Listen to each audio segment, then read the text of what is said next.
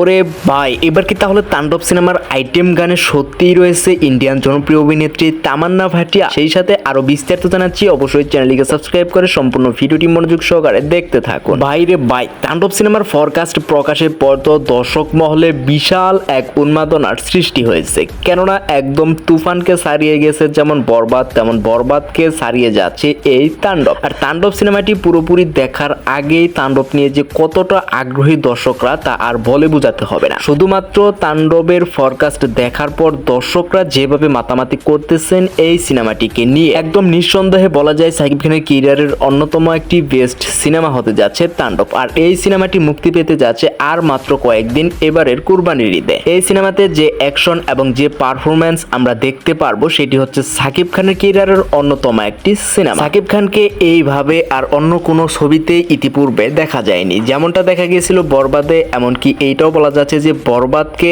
একদমই টেক্কা দিবে এই তাণ্ডব সিনেমাটি। আসলে ফরকাস্ট দেখে এইটাই বোঝা যাচ্ছে যে তাণ্ডব সিনেমাটি হতে যাচ্ছে একটি অন্য লেভেলের সিনেমা। আর এরই মধ্যে এটাও গুঞ্জন উঠেছে যে সাকিব খানের তাণ্ডব সিনেমাতে নাকি একটি আইটেম গানের জন্য রাখা হয়েছে ইন্ডিয়ান জনপ্রিয় অভিনেত্রী তামান্না ভাটিয়াকে। তো এই কথাটি আসলে কতটুকু সত্য? তো বাংলাদেশি সিনেমার বাজেট হয় প্রায় 40 থেকে 50 কোটি টাকা। আর তামান্না ভাটিয়ার এক একটি ডান্স ভিডিওর জন্য তিনি তার পারিশ্রমিক নিয়ে থাকেন প্রায় 10 থেকে 20 কোটি টাকা। তবে বাংলাদেশের সিনেমা যেহেতু ছোট্ট পরিসরের একটি বাজেটের উপর ভিত্তি করে নির্মাণ করা হয়, সেহেতু এত বড় বাজেট দিয়ে একটি আইটেম গান করা বাংলাদেশের পক্ষে এখনো সম্ভব হয়ে ওঠেনি। তবে বাংলা সিনেমা যেভাবে এগিয়ে যাচ্ছে, যদি এভাবে এগোতে থাকে তাহলে এর চেয়েও বড় বড় নায়িকাদের দ্বারাও একটি আইটেম গান করানো সম্ভব হবে। এটি মাত্র সময়ের অপেক্ষা। প্রিয় ভিউয়ার্স, তাণ্ডব সিনেমাটি নিয়ে আপনি কতটা আগ্রহী সেটা অবশ্যই কমেন্ট করে জানিয়ে দিবেন এবং নিত্য নতুন সকল আপডেট ভিডিও সবাইকে দেখতে এবং জানতে চ্যানেলটিকে সাবস্ক্রাইব করে সাথে থাকুন।